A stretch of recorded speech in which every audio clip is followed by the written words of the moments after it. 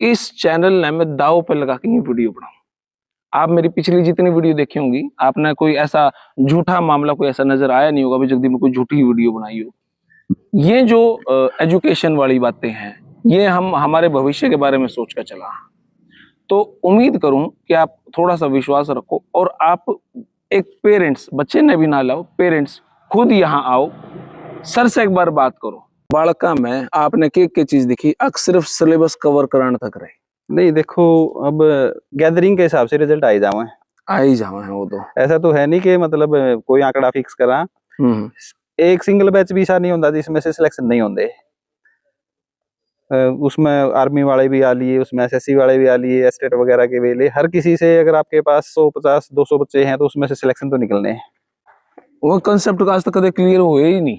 हाँ, अगर मतलब आपका उसके ऊपर ध्यान अच्छे से नहीं दे रखा ना, तो बेसिक्स का मामला आपका ढीला ढाला ही रहा है। छुट्टी के बाद स्टाफ चला जाता होगा घर, फिर किससे पूछे बच्चे?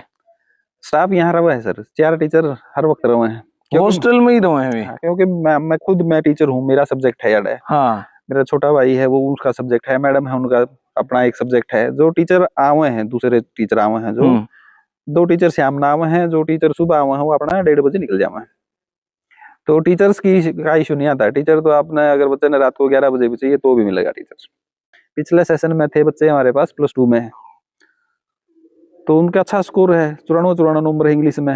लास्ट ईयर में जहां से उनका 10वीं का था, उड़ता आ रहे उनके सारे 64 नंबर, 64 तक 94 तक पहुंचे। 64 नंबर दे करके इसने देख लियो कब्बू मारता गेड़ा दिया जाता है। हाँ, तो रगड़ा पट्टी अच्छी हो गई यार। नहीं तो डराओ आप। रगड़ा पट्टी का मतलब नहीं होने के आप पिटाई करा है, मतलब जो पनिशमेंट ला लो या सजा ला लो, ये है कि बच्चे ने यू काम नहीं करा तो अब इस क्वेश्चन को तू 3 बार लिख के दिखा।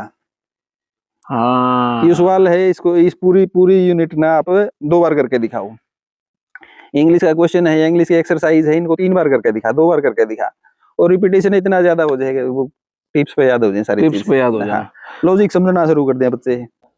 सारे भाई ने भाई मेरी राम राम। मैं जगदीप शर्मा, स्टेप अप जे सर यूट्यूब चैनल पर आपका स्वागत करता हूँ। भाई आज जींद का एक गांव जुलानी, जहाँ पर आपने नाम सुना होगा अरफुल जाट जुलानी, उसे गांव में हूँ। और यहाँ पे हमारे साथ हैं हमारे टीचर श्री रविंद्र सारण जी। सर नमस्कार, प्रणाम। जय सर, कैसे हैं आप? एकदम बढ़िया, एकदम दुरुस्त जी। हाँ जी, हाँ जी, बिल्कुल बढ़िया। पीछे आपने दिखा लग रहा है गुरुकुल अकेडमी। अब ये गुरुकुल अकेडमी क्या है, आपने नाम बहुत सुना होगा। और मेरे ख्याल से जब हम भी घने बड़े तो नहीं थे, लेकिन 10-15 साल से इस अकेडमी का नाम सुनता हूँ। कितने साल से सर अपने? 2011 से सर। 2011 से, हाँ, तभी 10-11 साल का है ना मैंने। बहुत सारी चर्चाएं इस इंटरव्यू में है। ये इंटरव्यू स्पेसिफिक किन के लिए है? जिनके बच्चे 8वीं पास करके अब आगे के बारे में सोचा है, भाई 9वीं किस स्कूल में एडमिशन लेवा, 10वीं कित करा, 11वीं कित करा और 12वीं कित करा। इन 4 क्लास पर ये इंटरव्यू है। मेरे ख्याल से ये इंटरव्यू आप अगर देखोगे, बच्चे भी देखें और उनके माँ बाप स्पेसिफिक, वो इस इंटरव्यू को जरूर देखें। और इस इंटरव्यू को जगदीप शर्मा यूट्यूबर नहीं, एक एज ए पेरेंट्स आज मास्टर जी से बात करेंगे। मतलब एक माँ बाप के मन में क्या जिज्ञासा है, वे सवाल लेकर आज मैं मास्टर जी के पास आया हूँ। और सवाल वही जो आपके मन में भी है। सर जी, करा बातचीत शुरू? हाँ जी, हाँ जी, बिल्कुल शुरू करें। एज ए पेरेंट्स मैं आपसे बात करूंगा। हाँ जी, करो। क्योंकि हम सारी जिंदगी कमान दे रहे हो, बड़ा कहीं खातर कमावा। अब 8वीं तक कमाया, फिर 9वीं 10वीं 11वीं 12वीं बड़का खातर लाग रहे हैं, लाख 2 लाख रुपए महीना फीस साल के सबमिट करावा। कब तक करावा? और आज इस एकेडमी का हमने पता चला, आपकी हुडा ग्राउंड में थी। हाँ, वहां पे फिर वो लॉकडाउन का सीन क्रिएट हो गया। और मेरे ख्याल से सबसे बड़ी एकेडमी थी आपकी, बड़े स्तर पर आपने काम कर रखा था वहां पे। हाँ, एजुकेशन का मैं काफी टाइम से काम कर लग रहे हैं सर। 10 12 15 2023 तक वहां रहे हैं। उसके बाद अपनी जो नई बिल्डिंग है इसमें शिफ्ट हो गए जी। ओके। एक्सपीरियंस क्या रहा आपका भाई? बालका में आपने के चीज दिखी, अक सिर्फ सिलेबस कवर कराने तक रहे? नहीं देखो, अब वहाँ जो कॉम्प्लेक्स में अपने एकेडमी का सिस्टम था ना जी, तो वहाँ हमारे पास बच्चे आ गए थे कम्पिटिटिव एग्जाम के। ठीक है, कम्पिटिटिव एग्जाम का बच्चा है, तो हमारी कंसर्न इतनी है कि बच्चे का जो सिलेबस उस एग्जाम का है उससे संबंधित टॉपिक क्लियर करवाए।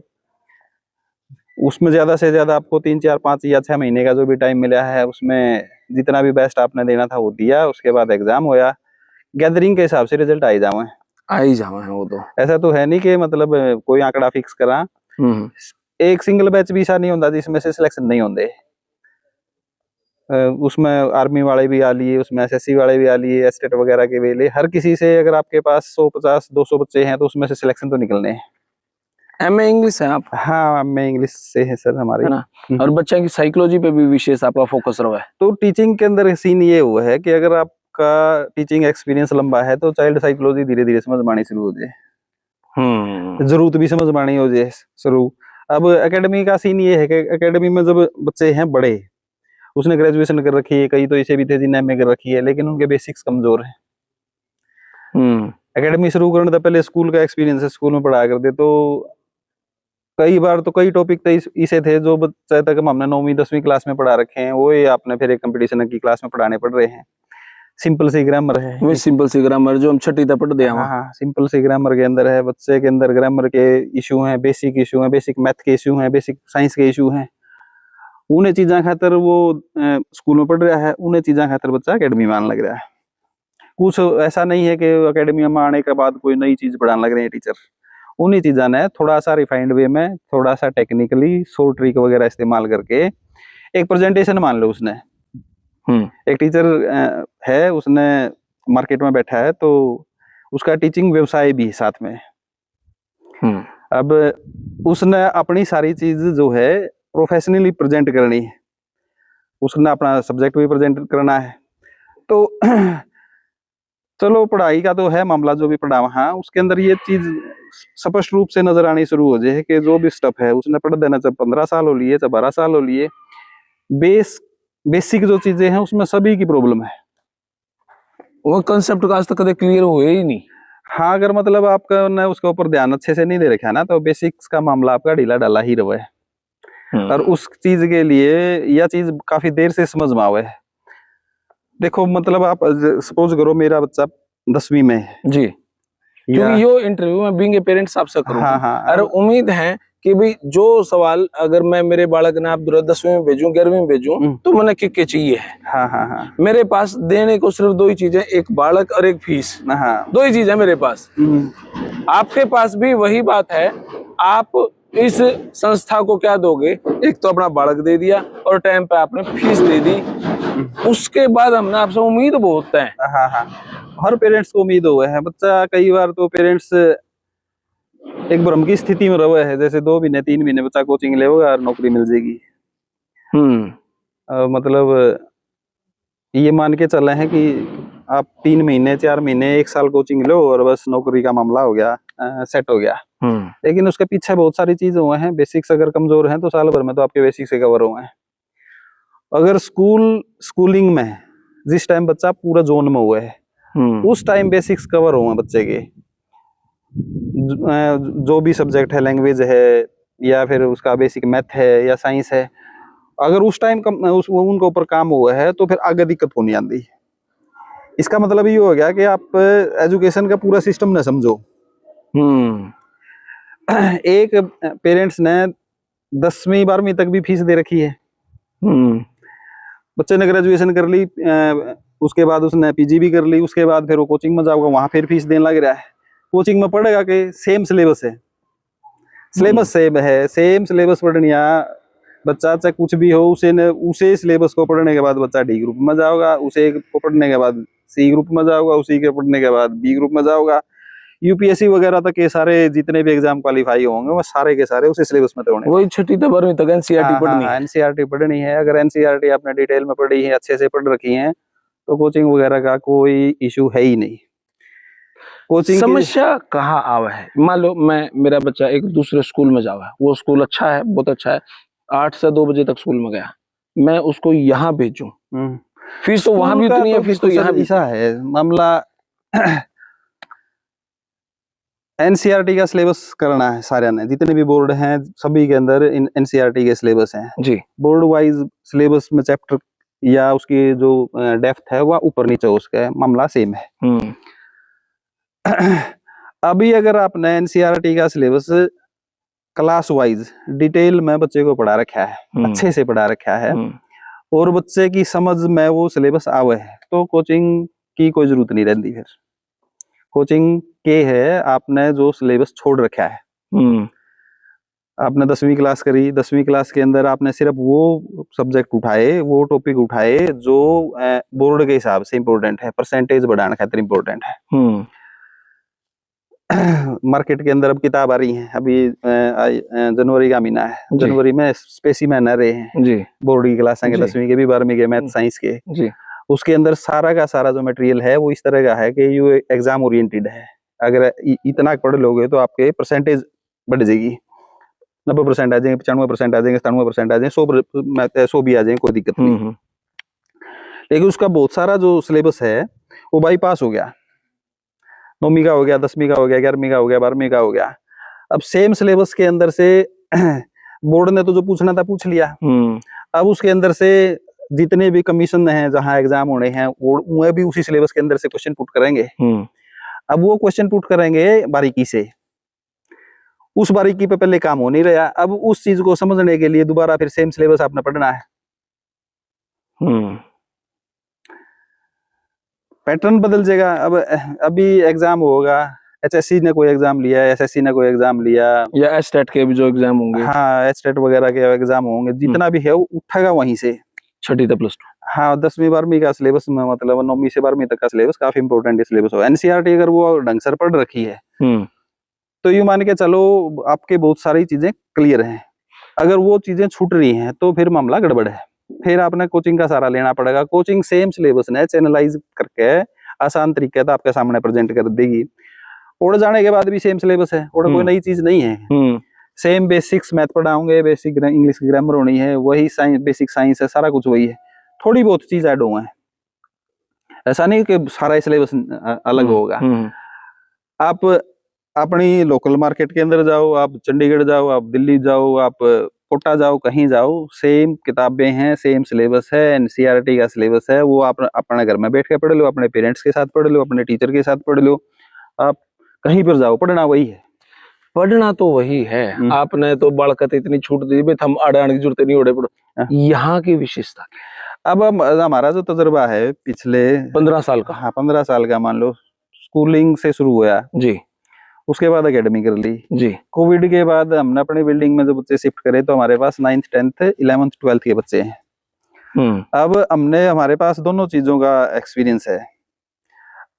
एक तो इस सिलेबस में से बोर्ड के पूछेगा, अब सेम सिलेबस के अंदर से जहां भी एग्जाम देना है सिलेक्शन खातिर, एचएससी ने के पूछना है, एसएससी ने के पूछना है, या दूसरे जो एग्जाम होने उनमें के पूछना है, तो पढ़ाने का एंगल चेंज हो गया है उस चीज के अंदर।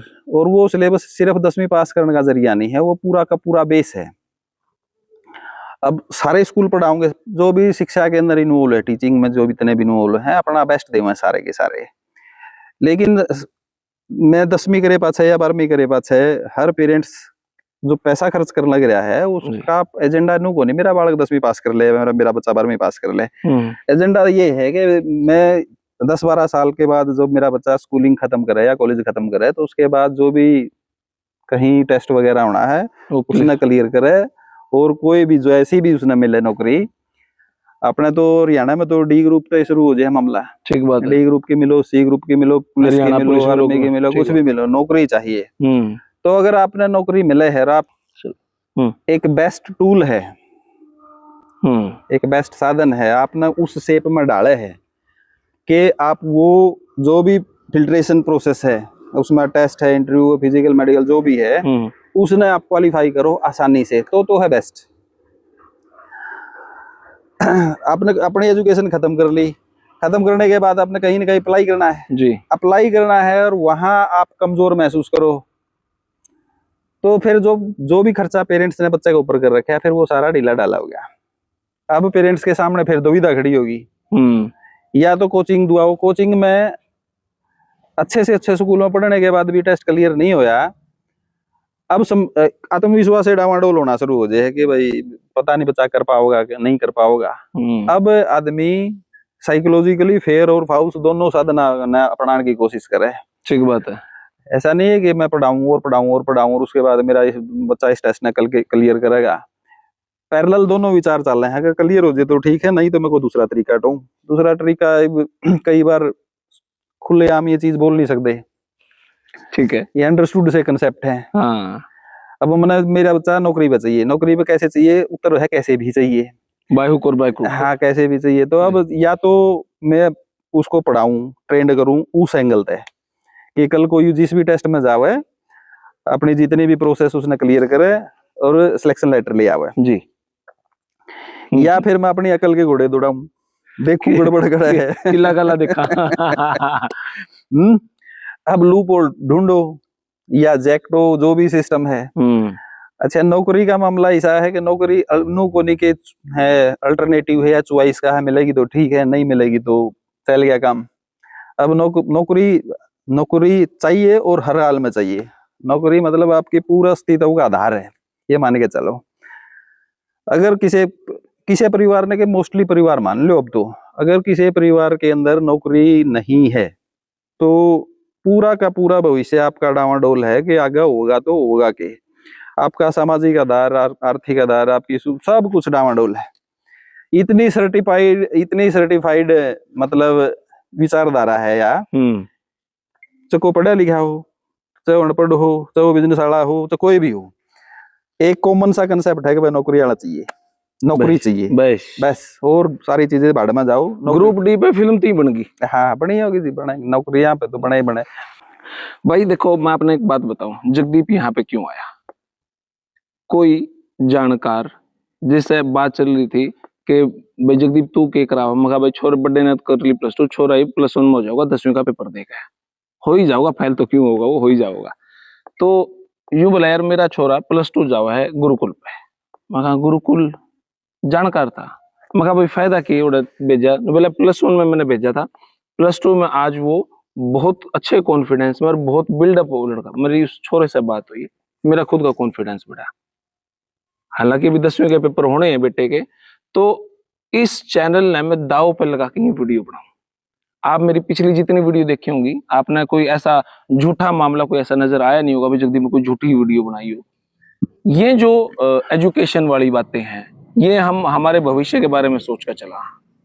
तो उम्मीद करूं कि आप थोड़ा सा विश्वास रखो और आप एक पेरेंट्स, बच्चे ने भी ना लाओ, पेरेंट्स खुद यहाँ आओ, सर से एक बार बात करो, क्योंकि कैमरा फेस करना और सर इन चीजों की ऐड करते नहीं। ऑनेस्टली इनके कुछ बड़े फ्लैक्स बैनर इस टाइप का कुछ हरकत करते नहीं। मैं थोड़ा सा सोचा भी क्वालिटी है तो आ ही जाएंगे तो भाई सपना तो किसी ने आएगा नहीं, या तो हमने तो बनानी पड़ेगी। ऐसा ही है सर। हाँ हाँ बिल्कुल, ऐड का भाई तो आप तो ये सोचे बैठे हो क्वालिटी है तो आ ही जाएंगे। कई बार ये हो जाए कि काफी लंबे टाइम से बैठे हैं तो ये चीज तो नॉलेज में है ही, इसलिए आप कोई ज्यादा सा बूस्ट इस टाइप का काम करते नहीं, खर्चा करने की जरूरत नहीं होती इन चीजों में, खर्च भी तो है। तो भाई यह वीडियो जितने मेरे भाई इस वीडियो ने देखे, गुरुकुल एकेडमी जींद के जुलानी गांव में है। मेरे कहने से एडमिशन कराना ना कराना आपके हाथ में है। आप यहाँ पे आओ, मेरा आज इस एकेडमी पे चौथा चक्कर है, चौथा। आज चौथे चक्कर के बाद यह वीडियो बने, ऐसा ही है सर? हाँ जी, हाँ जी, है ना। तो मैं यूं चाहूं कि आप यहाँ पे आओ, सर से बात करो और अपना पेटा भरो। आपका जब जी भर जाओ भाई, हाँ भाई मैं तो बालक ने कराऊं ना कराऊं, आपका पेटा भरे तो छोड़ जाओ, नहीं पेटा भरे तो ना। कमेंट बॉक्स में अपना रिप्लाई जरूर करके जाइयो कि भाई आप जब इस एकेडमी पाए तो आपको कैसा महसूस हुआ। एक्सपीरियंस है, 1000 एकेडमिया की वीडियो बनाई होंगी मैंने, तभी मैं दिल खोल के बात कहूँ, आप आओ जरूर यहाँ पे, लेकिन आओ किस लिए? हॉस्टल के लिए। बालक छोड़ना पड़ेगा सर, ऐसा नहीं हो सकता कि बालक अप डाउन कर ले ना सर। अप डाउन में और यहाँ के हॉस्टल में फर्क क्या है? देखो मतलब जैसे बच्चा अपने पास हॉस्टल का है जी, हॉस्टल का बच्चा कहीं से भी आ सके, आप 10 किलोमीटर के पश्चिम बंगाल के बच्चे आ रहे हैं। हाँ हाँ बिल्कुल, एक एडमिशन हमारा पश्चिमी बंगाल से, यूपी से बच्चे आ रहे हैं यहाँ पे। हाँ, बुलंदशहर से एडमिशन है, शामली से। हाँ, देखे मैंने बच्चे। हाँ, बच्चे हैं। नजदीक का बच्चा पहले तो हॉस्टल ने प्रेफर नहीं करता, अप डाउन आप प्रेफर नहीं कर रहे? अप डाउन हम प्रेफर नहीं करते। अप डाउन करने में समस्या ये हुआ है, पूरा का पूरा जो बच्चे के अंदर मोमेंटम बन रहा है, रिदम है जो वो डिस्टर्ब हुआ है। घर बच्चा जाओगा, जो यहाँ का डिसिप्लिन है घर जैसे ही बच्चा गया और नेक्स्ट डे बच्चा आया तो यहाँ जो उसने जो डिसिप्लिन मेंटेन यहाँ करा है वो सारा का सारा ब्रेक हो जाए और तार जो धुन है वो टूट जाए। हाँ हाँ हाँ, यहाँ का तो ये हॉस्टल का बच्चा है, शाम में 10:30 बजे तक पढ़ेंगे बच्चे, सवेरे 5 बजे विसल बज जाए, सवेरे 5 बजे उठ लिए, किसी भी टाइम आपने अगर जरूरत है भाई, डिस्टरबेंस है किसी तरह की, नीचे आओ, कोई डाउट है, उसी टाइम बच्चे इकट्ठे कर लिए, पढ़ाना शुरू कर दिए। घर आ जाए पास है तो पूरा का पूरा रिदम आपकी। छुट्टी के बाद स्टाफ चला जाता होगा घर, फिर नहीं, किससे नहीं, पूछे बच्चे? स्टाफ यहाँ रहा है सर, 4 टीचर हर वक्त रहे हैं, हॉस्टल में ही रहे हैं वे? हाँ, क्योंकि मैं खुद मैं टीचर हूँ, मेरा सब्जेक्ट है यार है। हाँ। मेरा छोटा भाई है, वो उसका सब्जेक्ट है, मैडम है उनका अपना एक सब्जेक्ट है। जो टीचर आवे हैं, दूसरे टीचर आवे हैं, जो 2 टीचर शाम में आवे हैं, जो टीचर सुबह आवे हैं वो अपना 1:30 बजे निकल जावे हैं। तो टीचर्स की का इशू नहीं आता, टीचर तो आपने अगर बच्चे ने रात को 11 बजे भी चाहिए तो भी मिलेगा टीचर का कोई इशू नहीं है। जो बच्चा 9वीं में आपके पास एडमिशन ले लेता है, क्योंकि फिर 9वीं से फिर 11वीं में एडमिशन लेना पड़ा है, 9वीं से जिसने एडमिशन ले लिया +2 तक, उसमें क्या फेर बदला आपने दिखा भाई 9वीं में वो बच्चा ऐसा होगा, 10वीं में ऐसा, 11वीं और 12वीं में यहाँ से करके गया तो क्या वो यूपीएससी क्रैक कर लेगा? नहीं, यूपीएससी की ये तो कोई गारंटी नहीं यूपीएससी क्रैक कर लेगा बच्चा। जब 9th में हॉस्टल में पेरेंट्स छोड़ रहे हैं तो जो चीजें मैं फील कर रहा हूँ बच्चे के अंदर 9वीं क्लास वाले 9वीं क्लास, क्योंकि वो 8वीं करके आया। हाँ हाँ 8वीं करके आया है, अब उसने 8-7 साल का पहले है, 9वीं में भी आवा बच्चे, 10वीं में भी आ जाए। ठीक है जी। तो सबसे पहले तो अब यहाँ वह है बच्चे 10वीं में एडमिशन ले आ सकता है डायरेक्ट? हाँ 10वीं में भी आ सकता है। ओके ठीक है। तो बच्चे के अंदर शुरू में तो कॉन्फिडेंस लेवल आई हो उसका, 1-2 महीने थोड़ा हम ऊपर नीचे रहो है, स्टार्टिंग में ऐसा नहीं है कि आते ही फर्क नजर आना शुरू हो गया बच्चे के अंदर। बच्चा ये मान के चलो 2-3 महीने ऊपर नीचे रहोगा, इमोशनली फ्लक्चुएशन आवे बहुत सारी, उसके बाद बच्चे के अंदर फर्क आने शुरू हो जाए, उसकी लैंग्वेज में काफी इंप्रूवमेंट आ जाए, बच्चे का कॉन्फिडेंस लेवल आई हो जाए, अपने सारे काम खुद करने लग जाए। एजुकेशन में जो भी उसके बेसिक्स में थोड़ा बहुत ऊपर नीचे रहा, जैसे सबसे पहले हम राइटिंग पकड़ा उसकी, राइटिंग में देख लिया बच्चे के अंदर छोटी छोटी चीजा में हिंदी में लिखने में गड़बड़ करने लग रहा है, बेसिक इंग्लिश की ग्रामर में उसने कुछ भी नहीं पता, या पता है तो भी बहुत सारी गलती कर रहे हैं, बेसिक मैथ में प्रॉब्लम है। तो वो शुरू में बेसिक, क्योंकि अपने पास टाइमिंग इशू तो है नहीं कि 40 मिनट का लेक्चर लगना है, तो टीचर जो भी टाइम देगा उसके सब्जेक्ट का अपना पूरा टाइम देगा है, और नो भी को नहीं आपके पास 1 महीना 2 महीना, अब ये पूरा साल है आपके पास, तो बच्चे दिल खोल के उस सब्जेक्ट पे काम करना शुरू कराएंगे।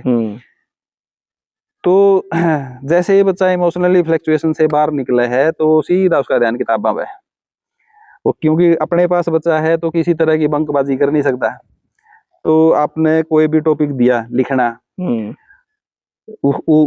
लेंथी लिखवाएंगे शुरू में बहुत ज्यादा, तो उसकी मात्राएं वगैरह हैं, स्पेलिंग्स वगैरह शुरू में ठीक होनी शुरू हो जाए, जब वो चीज ठीक होनी शुरू हो तो बच्चे के अंदर ऑटोमेटिक रिफ्लेक्शन आना शुरू हो जाए, जिस चीज खातर शुरू में उसको ऊपर डांट डपट हो है, उसने फिर वो दिखाओगा तो उसके अंदर ऑटोमेटिक नजर आओगा, हाँ कापी बाज के ले आओगा, थोड़ा गवांगे गणा करके दिखाओगा, अपने आप पूछेगा सर कल का काम क्या है, कॉन्फिडेंस बढ़ जाओ सर। हाँ मामला, तो फिर बच्चे के अंदर इंप्रूवमेंट आना शुरू हुआ है।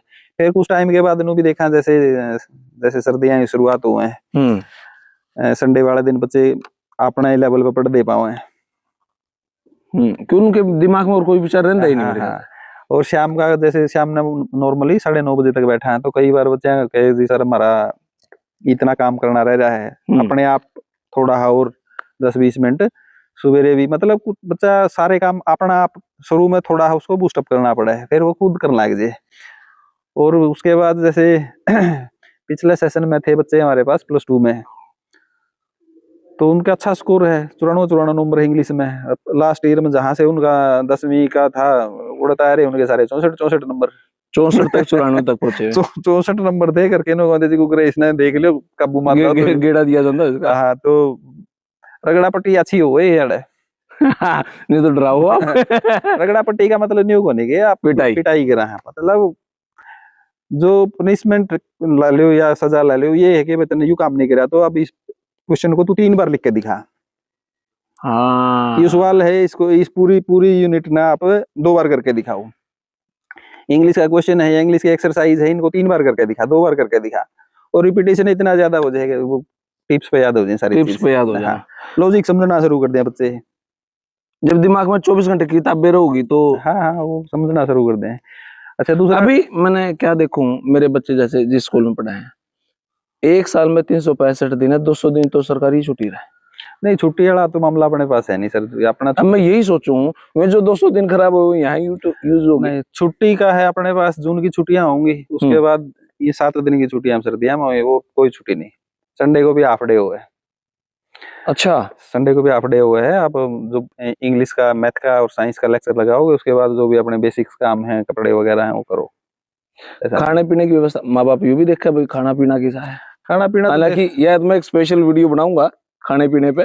खाने पीने का तो मेरा देख फेवरेट लीजिए टॉपिक तो यही आप है। बिल्कुल लोकल में बैठे हैं आप, चारों ऐसा तरफ खेत है यहाँ पे। ये तो ऐसा तो है नहीं को महानगर है, यहाँ हरियाली दूर दूर तक दिख दिएगा नहीं यार। तो आप जिस साइड में भी देखोगे नहीं, 2-2, 3-3 किलोमीटर तक दिखा हरियाली है, अपने खेत हैं, खेत की फसल है, आटा यहाँ से है, चावल यहाँ से, सब्जी यहाँ से, ऑर्गेनिक की है, ऑर्गेनिक है सारा, इस बात का पता है मेरे हाँ। को।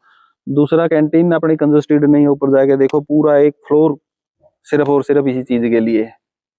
तो खाने का तो कोई, खाने और रहने का कोई इश्यू नहीं है।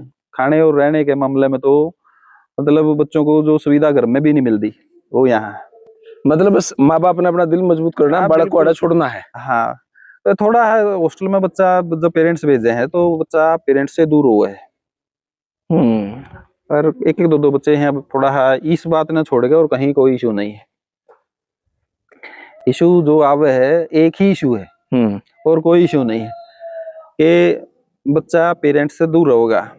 और सारे बच्चे पहली बार आए हैं, तो शुरू के 2-3 महीने बच्चा ऊपर नीचे हुआ है, इमोशनली फ्लैक्चुएट हुए है। और जो बच्चे ज्यादा लाड प्यार में हैं, उनकी समस्या थोड़ी हाँ, ज्यादा थोड़ा पैम्पर किड हैं जो से, वो प्रॉब्लम क्रिएट पोटैटो बॉय। वो मामला थोड़ा ऊपर नीचे हुआ है। सब्जेक्ट अगर हम 10वीं की बात करें, math, Hindi, English, science, subject तो सारा टोटल एनसीईआरटी का है, सिलेबस वो है, वो बोर्ड का सिलेबस है, वो हमारा अपना कोई सिलेबस नहीं है। जो आपकी ऐसी कोई खुद की कोई किताब नहीं, किताब के नाम पे पैसा लूटोगे? मैं लूटोगे ही बोलूंगा मैं। लूट, ऐसा कुछ लूट वगैरह का नहीं है। सिलेबस है, रिकमेंडेड सिलेबस है। सरकारी स्कूल में जो सिलेबस पढ़ाया जाए वो एनसीईआरटी की बुक्स हैं, टेक्स्ट बुक है, गाइड वगैरह नहीं लगवाते किसी की। टेक्स्ट बुक पढ़नी हो है, उसके अंदर जितनी भी एक्सप्लेनेशन है वो सारे की सारी उसे के ऊपर काम हुआ है, वही मेन चीज है। फीस वगैरह कैसे लो इकट्ठी एकदम? फीस 2 बार लेवा सर, एक बार शुरू में, एक बार दिसंबर में। अब सबसे ठाडा सवाल, मान लो मैंने मेरा बेटा भेजना है, क्या ऐसा मुमकिन है कि जी हफ्ता 10 दिन बेच कर देख लिया तो जो खाने पीने का खर्चा मैं दे दूंगा, हाँ, या जो आपकी जो नॉमिनल चार्ज है वो दे दूंगा, लेकिन एक बार बेच कर देख लिया?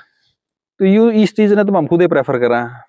अच्छा, हाँ, मैं सोचा मैं इस सवाल की पूछना ठीक था, लेकिन बीइंग ए पेरेंट्स बात है मेरी। अब कई बार क्या हुआ है, फीस दे दी पेरेंट्स ने, आधी फीस जमा करवा दी, और बच्चा महीने बाद, हाँ, महीना बाद या 15 दिन बाद ज्यादा प्रॉब्लम क्रिएट करने लग गया।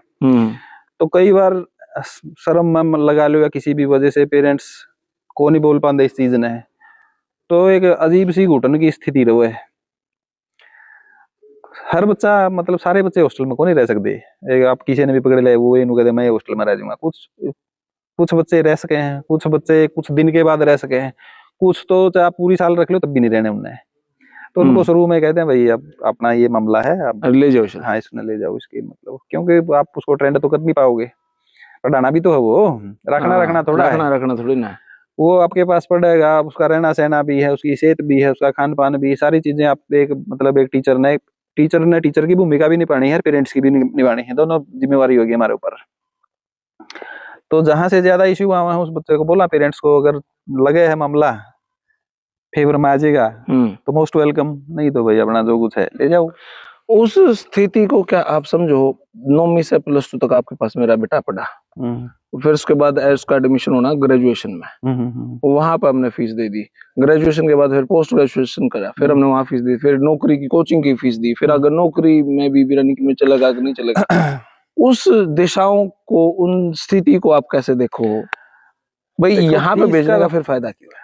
फीस का तो मामला ये है कि इतने साल का जो है तजर्बा, उसके बेस पे ये कह सकता हाँ कि अगर मतलब जो फाउंडेशन ईयर हैं स्कूलिंग के, जी, ये जो 3-4 साल हैं जी, 6th क्लास से लगा लो। 6th क्लास में तो बच्चा थोड़ा हाँ उसने ये है कि थोड़ा हाँ आप अपना खा पी के थोड़ा अच्छी से अपना विकास करो पहले। जी।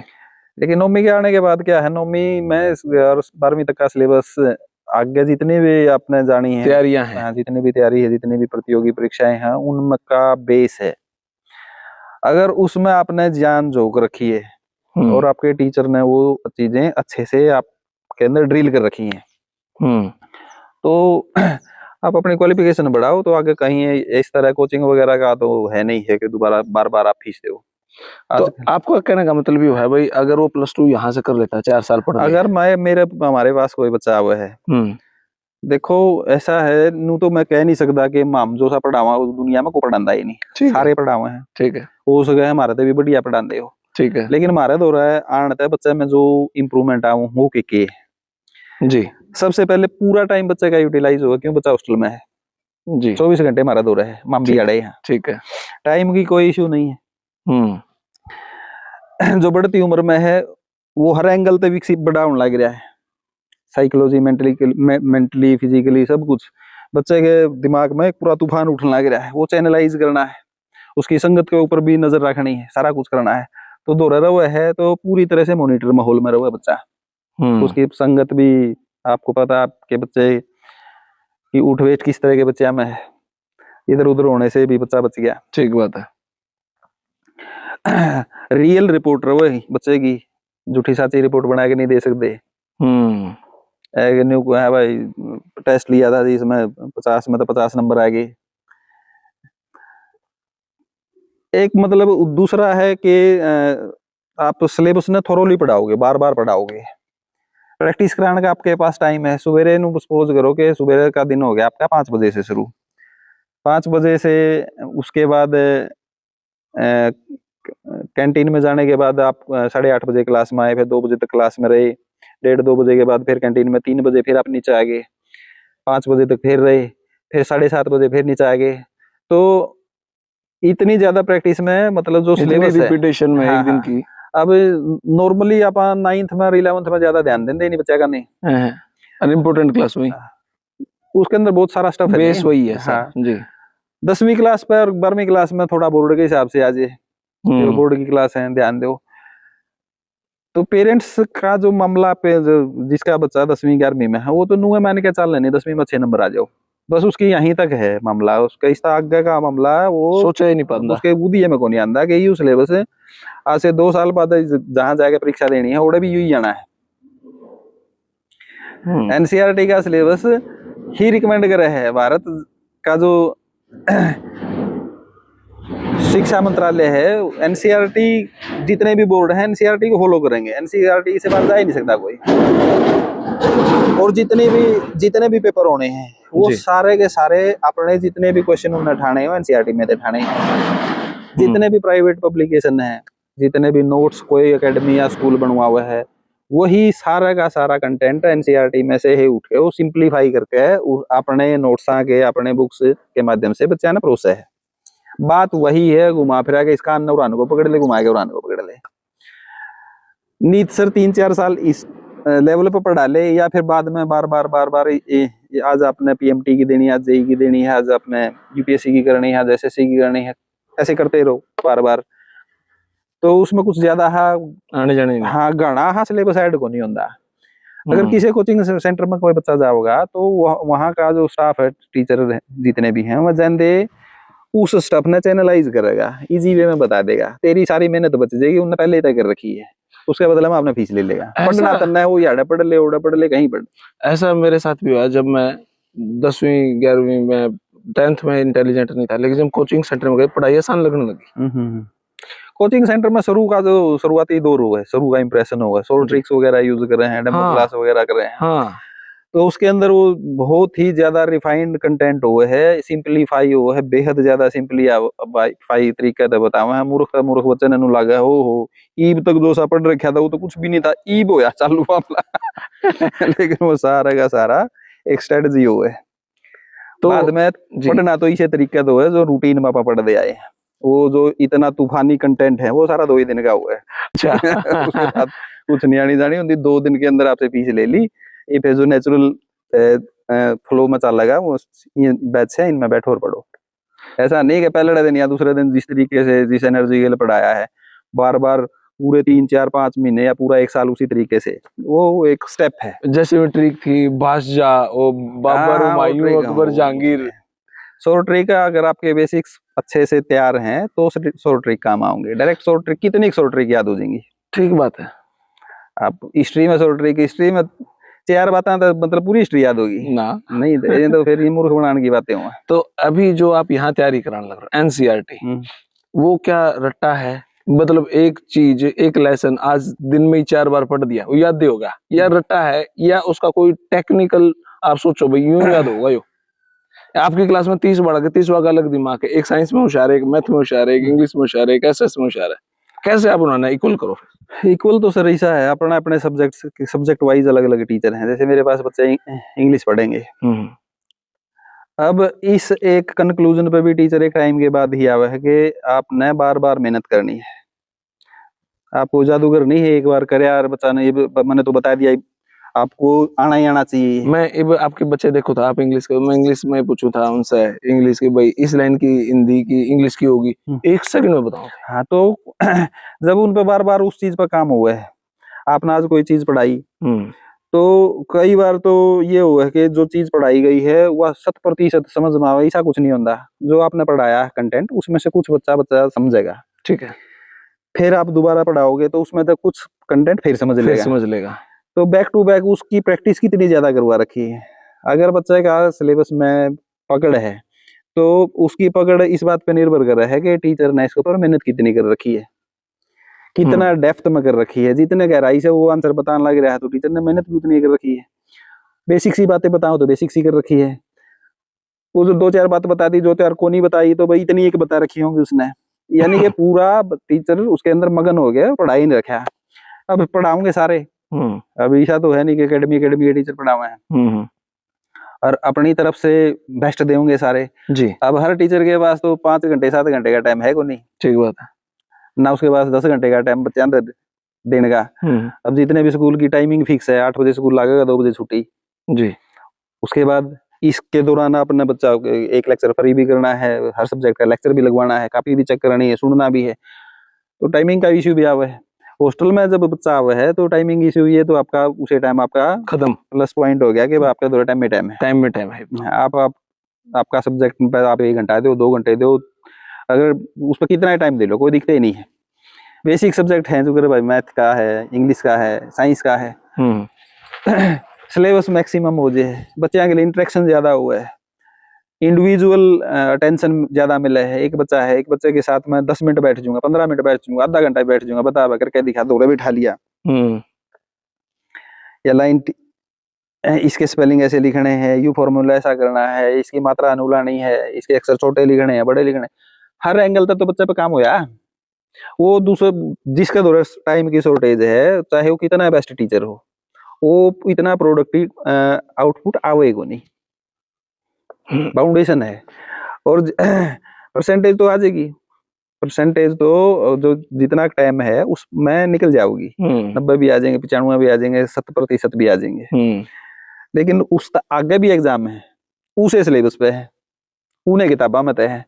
या तो पेरेंट्स अपना अपने तैयार कर ले के मैंने एक बार और फीस दे देंगे, एक बार और टाइम दे देंगे, 1 साल 10वीं में दे दिए, 1 साल और दे दिए, ठीक है, दे जाओ, साल भी दे जाओ और पैसे भी दे जाओ। या फिर इसे साल नीच सर पढ़ ले, साल भर पढ़ ले, और तो बच्चा थोड़ा काम भी किए है, पढ़ना ही है। लड़के लड़कियां 10वीं 12वीं तक ऐसे ऐसे बच्चे भी हैं, लड़कियां भी हैं जो नॉर्मली 5 7 साल पहले गए तो सारे घर के काम भी करने पड़ती, तो चाय का कप भी नहीं लेते, तू सिर्फ पढ़ाई कर। इस हद तक की टाइमिंग मिला है बच्चे ने।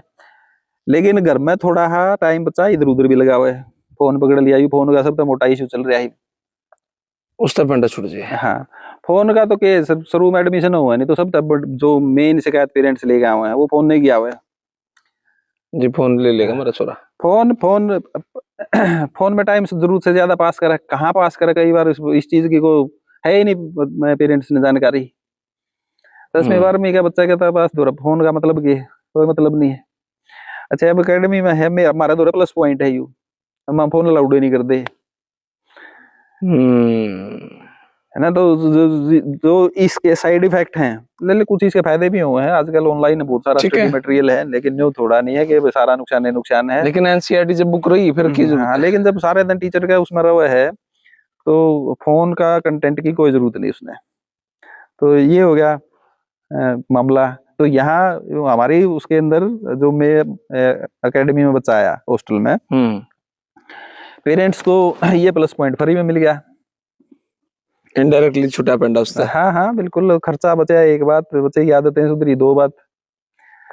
तो एक नहीं है हॉस्टल में, बैक टू बैक थोड़े थोड़े बच्चा अपने काम सारे खुद करेगा, डिसिप्लिन आऊगा। हाँ हाँ, अपना उसका रूम है, रूम में उसने अपना कपड़े हैं, बिस्तर है, अपने किताबें वगैरह जो कुछ पूरी तरह वेल मैनेज्ड रखनी है।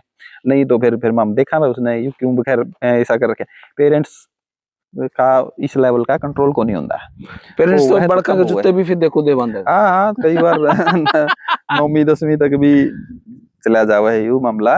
हाँ, अच्छा, जो प्रैक्टिकल है पेरेंट्स से लिख देंगे, प्रैक्टिकल पर जाके स्कूल में चेक करा लिए। जरा बड़े जो हैं बच्चे के बड़े बहन भाई हैं वो भी लिख के देते हैं। समझो आप सारी बात को। हाँ समझा तो बढ़िया। ऐसे थोड़ी अलग दुनिया में तो थोड़ी निकल के आ रहे हैं। अब बच्चिया में टाइम पास सुबह से शाम तक बच्चिया में रहा तो ये चीजें ऑब्जर्व हुए हैं उनकी, बच्चा कहाँ तक जा सके है। अगर अच्छा करेगा तो डेडिकेशन किस लेवल का बच्चे के अंदर डेवलप होगा। अगर वो सियाना बनने लग गया है तो कड़ाई तक वो डावाडोल हो सके है। बेसिक कंसेप्ट तो पकड़ लिया है जी। देखा भाई, हमारे रविंद्र सारण जी अभी तक इन्होंने वीडियो में एक बार भी ये नहीं कहा भाई बच्चा ने भेजो। क्यों? क्वालिटी पे इन्होंने फोकस सिर्फ क्वालिटी पे है। और यहाँ पे के कराने लग रहे इन्होंने पता है। यह बात मैं तीसरी बार कहूँ आपसे, एडमिशन कराना ना कराना आपके हाथ में है, लेकिन एक बार यहाँ पे आओ, इस गांव में आओ, इस गुरुकुल एकेडमी पाओ और सारी बात घूमो फिरो। ऊपर जो हॉस्टल है, जो किचन है, बालका से जो रैंडमली जो बालक घूमे उनसे बातचीत करके देखो, फिर सर से बात करो, आपका पेटा भरा है, वो सबसे ज्यादा मेरा भरा है। इसीलिए मैं आज यहाँ पे वीडियो बनाना आया हूँ। तो सर, अंतिम बातें क्या कहना चाहेंगे आप हमारे विद्यार्थियों को? अब उनका पेपर है फिलहाल। तो देखो, या अंतिम तो क्या है सर, मतलब एक निष्कर्ष निकाल लो इस चीज को। एजुकेशन पे पैसा खर्च हुआ है सिर्फ इस लिहाज से कि 2 3 4 साल के बाद वो मेरा सारा का सारा रिकवर हुआ नौकरी के रूप में, अच्छे इंसान के रूप में अच्छी एजुकेशन मिलेगी, मेरा बच्चा अच्छा इंसान बनेगा। अच्छा इंसान तो बनता रहेगा वो, अगर उसकी एजुकेशन प्रोडक्टिव है और कल को वो कहीं 2 पैसे कमाने लायक बने, कोई जॉब कोई अचीवमेंट हासिल करे है, कोई छोटे से लेके बड़ी तक, आप डी ग्रुप से लेकर यूपीएससी तक आपके पास खुला ऑप्शन है। कोई आपका जो मन करे वो आप बेंचमार्क सेट करो, हासिल करो। लेकिन उसके लिए ऐसे कोई चमत्कार एक दिन में को नहीं होता कि मैंने 2 साल मेहनत करी, 1 साल मेहनत करी या 3 महीने मेहनत करी, कोई एकदम से निकले है बार। वो एक कॉन्टिन्यूस प्रोसेस है। स्कूलिंग टाइम से अगर थोड़ा बहुत टाइम बच्चे का निकल भी गया तो अपन मान लिया एक लाइन मान लिया 9वीं क्लास से लेकर 9वीं तक +2 तक भी 4 साल डेडिकेटेड हो गए। पेरेंट्स और टीचर अपनी ट्यूनिंग बना गए, बच्चे के ऊपर ठीक ठाक काम कर रहे हैं। तो गवर्नमेंट ने तो एग्जाम सिस्टम कर रखा है। आपने कोई भी एग्जाम देना है, कोई भी नौकरी के लिए एग्जाम देना है, इस एग्जाम में इतने % लिया, उसके बाद आपके डॉक्यूमेंट्स ठीक हो और आप मेडिकली फिट हो, नौकरी ज्वाइन करो। इतना साफ सुथरा, इतना ट्रांसपेरेंट काम तो पहले तो था ही को नहीं। पहले तो मामले में कई तरह के ऊपर नीचे सिस्टम थे। रजिस्ट्री चलेगा। सिलेबस है, यू सिलेबस है भाई, 4 साल का सिलेबस आप पढ़ लो। उसके अंदर उस 4 साल का सिलेबस के अंदर थोड़ा सा सिलेबस और जैसे करंट वगैरह का है, थोड़ा रीजनिंग वगैरह टाइप वो ऐड करने के बाद अगर आपने ठीक ठाक तैयारी कर रखी है तो कोई भी टेस्ट बच्चा आराम से क्वालिफाई कर लेगा। 80 85 90% में कोई भी एसएससी का एग्जाम हो, एचएससी का एग्जाम हो, उसमें आसानी से, अभी जैसे पुलिस के पेपर हुए हैं, अपने ट्रेनिंग खत्म हुई है हरियाणा पुलिस की, उसमें 10-12 बालक हमारे। तो अच्छा स्कोर था, स्कोर करने के बाद हो गए पेपर तो आपका क्वालिफाई हो गया। अगर बेल्ट की नौकरी करनी तो फिजिकली फिट होने चाहिए, दूसरी नौकरी करनी है तो उसके हिसाब से जितनी भी उनकी रिक्वायरमेंट उससे फिट होना चाहिए। तो यूँ है कि भाई अपना हमारा इस एजुकेशन में हम काफी टाइम दे रखा है, तो बारीकी ये है, निष्कर्ष ये निकला है कि किताब अगर नीत सर पढ़ रखी है तो आगे जो आना है आउटपुट उसके दम पाना है। तो हम उस चीज के लिए हम एक ऑप्शन देवा। ठीक बात है। हाँ, अपने पास एकेडमी है, हॉस्टल है, सारी सुविधाएं हैं यहाँ है। एजुकेशन से रिलेटेड जितने भी हमारे पास 18-20 साल का तजर्बा है। अगर किसी ने लगे है कि इन बातों में है गुंजाइश तो मोस्ट वेलकम, अगर नहीं लगता तो कोई बात नहीं। भाई हमारे मास्टर जी हाँ, आई आदमी है भाई। तो आप अपनी प्रतिक्रिया तब देना जब आप यहाँ पे आओ, घर पे बैठ कर सोचना नहीं है। यह वीडियो क्योंकि ये चैनल मैं आपसे क्यों कहूँ यहाँ पाओ, मैं मेरे चैनल पे दाव पे क्यों लगाऊं, क्योंकि मेरा पेटा भर रहा है। बड़का से आकर मैंने बात करी है, बड़का के ऊपर भी वीडियो बनावांगे, स्पेशल बनावांगे, स्पेशल ही दिन आवांगे, नो नहीं बना दे कि आज जी आ गया, आज जी सारी रात कटके नहीं। आपका पेटा भरा है, आप यहाँ पे जब आओगे, जब इनसे मिलोगे, अपनी प्रतिक्रिया कमेंट बॉक्स में दोगे, फिर अपन नेक्स्ट वीडियो पर काम करांगे। सिर्फ अपने बड़का खत्तर या एकेडमी मन अच्छी लगी, मेरी पर्सनल चॉइस। आप आओ तो आप अपनी टाइप प्रतिक्रिया जरूर देना। यह वीडियो आपने कैसी लगी कमेंट बॉक्स में अपनी राय दें। तब तक के लिए धन्यवाद। जय हिंद, भारत माता की जय। बहुत बहुत शुक्रिया सर, थैंक यू।